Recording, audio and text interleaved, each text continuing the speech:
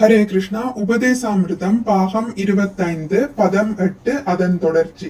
ஸ்ரீல பக்தி சித்தாந்த சரஸ்வதி தாகூரர் பின்வருமாறு இந்த பதத்தை விளக்கியுள்ளார். கிருஷ்ண உணர்வில், கிருஷ்ண பக்தியில் இன்னும் ஆர்வத்தை வளர்த்து கொள்ளாதவன் எல்லாவித ஜட நோக்கங்களையும் விட்டுவிட்டு முன்னேற செய்யும் கட்டுப்பாட்டு விதிகளாகிய பகவானின் திருநாமங்களை உச்சரித்தல், கிருஷ்ணரையும் அவரது திருநாமம், உருவம், தன்மை, லீலைகள் முதலானவற்றை நினைவிற்கொள்ளுதல் ஆகியவற்றை கடைபிடித்து மனதை பழக்க வேண்டும். இவ்வழியில் இவற்றிற்கு ஒரு சுவையை உண்டாக்கி கொண்ட பிறகு ஒரு சிறந்த பக்தரின் வழிநடத்துதல் மற்றும் பாதுகாப்பின் கீழ் விருந்தாவனத்தில் இருந்து கிருஷ்ணரின் திருநாமம், புகழ், லீலைகள் மற்றும் தன்மைகள் ஆகியவற்றையே நினைத்து கொண்டு காலத்தை கழிக்க வேண்டும். பக்தி தொண்டை வளர்த்து கொள்வது குறித்தான எல்லா உபதேசங்களின் சாரம் இதுதான். ஆரம்ப நிலையில் உள்ள ஒருவன் எப்பொழுதும் கிருஷ்ண கதா கேட்பதிலேயே ஈடுபட வேண்டும். இது சிரவண தசா அல்லது கேட்கும் நிலை எனப்படுகிறது. கிருஷ்ணரின் திவ்ய திருநாமத்தையும் லீலைகளையும் தன்மைகளையும் நிலையாக கேட்டுக்கொண்டே இருப்பதால் ஒருவன் வரண தசா அல்லது உடன்பாட்டு நிலையை அடைகிறான். இந்நிலையை அடைந்தவுடன் கிருஷ்ண கதா கேட்பதில் பற்று கொண்டவனாகிறான். ஒருவனால் பேரானந்தத்துடன் பகவானின் திருநாமங்களை உச்சரிக்க இயலும் போது சமரணாவஸ்தா நிலை அல்லது நினைவிற்கொள்ளும் நிலையை அடைகிறான். நினைவுபடுத்திக் கொள்ளுதல், ஏற்றுக்கொள்ளுதல், தியானம், நிலையாக எண்ணுதல் மற்றும் சமாதி நிலை என முன்னேறும் கிருஷ்ண ஸ்மரணத்தில் 5 பகுதிகள் உள்ளன.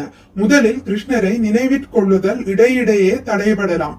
ஆனால் பின்னர் அது தடைபடாமல் முன்னேறும் நிலை தியானம் எனப்படுகிறது. தியானம் விரிந்து நிலை பெற்றதாகும் போது அனுஸ்மிருதி என்று அழைக்கப்படுகிறது. நிற்காத அனுஸ்மிருதியால் ஒருவன் ஆன்மீக சமாதி நிலையை அடைகிறான். ஸ்மரண தக்ஷா அல்லது சமாதி முழுமையானவுடன் தனது உண்மை நிலை உணரப்படுகிறது. அந்நேரத்தில் ஆத்மாவால் கிருஷ்ணருடனான தனது நித்திய உறவை பூரணமாகவும் தெளிவாகவும் புரிந்து கொள்ள முடியும். இது சம்பத்தி தசா அல்லது வாழ்க்கையின் பூரணத்துவம் எனப்படுகிறது. சைதன்ய சரிதாமிருதம் ஆரம்ப நிலையில் உள்ளவர்களை அனைத்து வகையான ஆசைகளையும் விட்டுவிட்டு சீரான பகவானின் பக்தி தொண்டில் சாஸ்திரங்களின் வழி நடத்துதலில் ஈடுபடுமாறு அறிவுரை தருகிறது. இவ்வழியில் ஆரம்ப நிலையினர் கிருஷ்ணரது திருநாமம், புகழ், உருவம் மற்றும் குணங்களின் மேல் படிப்படியாக பற்றுதல் ஏற்படுத்திக் கொள்ள வேண்டும்.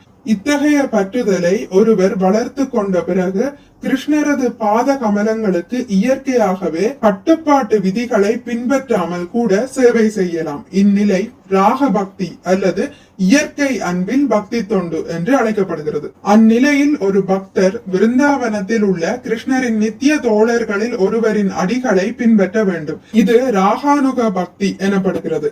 ராகானுக பக்தி அல்லது இயற்கையான பக்தி தொண்டில் ஒருவர் சாந்த ரசத்தில் கிருஷ்ணரின் பசுவாகவோ, கிருஷ்ணரின் கரத்தில் உள்ள புல்லாங்குழலாகவோ, கிருஷ்ணரின் கழுத்தில் இருக்கும் மலர்களாகவோ ஆக எண்ணும் போது அவ்வாறு ஈடுபடலாம். தாஷ்ய ரசத்தில் ஒருவர் கிருஷ்ணரின் சேவகர்களான சித்ரகா, பத்ரகா அல்லது ரக்தகாவின் அடிச்சுவட்டை பின்பற்றுவர். நட்பு மிக்க சாக்கிய ரசத்தில் பலதேவர், ஸ்ரீதாமா அல்லது சுதாமாவை போன்று நண்பராகலாம். பெற்றோரின் அன்பு மிக்க வாத்சல்ய ரசத்தில் ஒருவர் நந்த மகாராஜாவை போலவும் யசோதாவை போலவும் ஆகலாம்.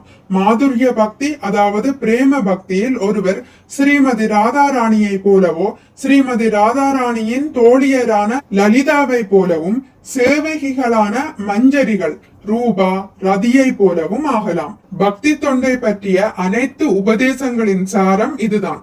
ஹரே கிருஷ்ணா. இத்துடன் முடித்துக் கொள்கிறேன். இனி அடுத்த பதிவில் பதம் 9 வாசிக்கலாம். மிக்க நன்றி. ஹரே கிருஷ்ணா. உங்களுக்கு இந்த வீடியோ பிடித்திருந்தால் லைக் பண்ணுங்கள், ஷேர் பண்ணுங்கள், சப்ஸ்கிரைப் பண்ணுங்கள். நோட்டிபிகேஷன் பெல்லை அழுத்துவதன் மூலம் அடுத்த பதிவுகள் உங்களை வந்தடையும். பகவான் ஸ்ரீ கிருஷ்ணரை பற்றி கேட்டு மகிழ்வோம். ஹரே கிருஷ்ணா.